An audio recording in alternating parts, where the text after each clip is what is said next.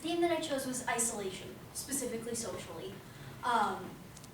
And the reasoning behind the books that I chose for this is both of them illustrate isolation in two different ways, but both center around going away from society.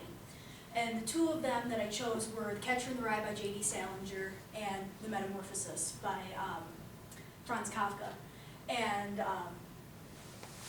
the isolation in Catcher in the Rye is perceived. It's kind of all in Holden, our protagonist's head. And the Metamorphosis is physical.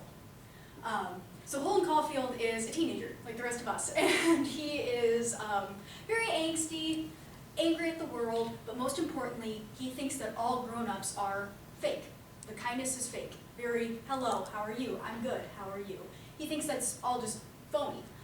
And he uses several methods to set himself apart from those people and become different from those people, namely his red hunting cap.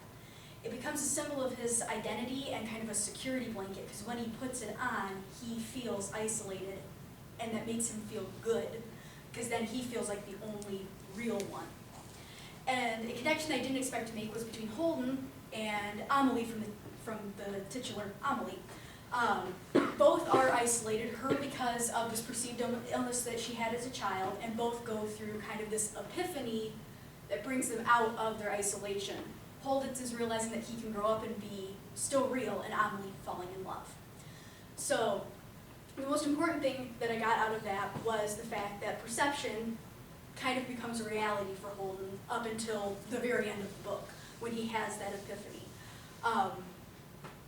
So he has this thought in his head, and he makes it real.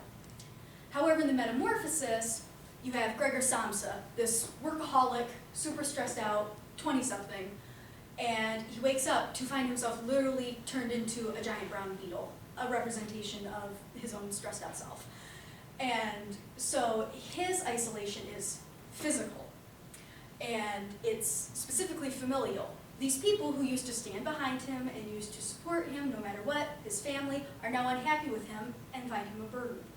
And so he has this physical, kind of absurd isolation and even dies from it, and they are relieved that he dies.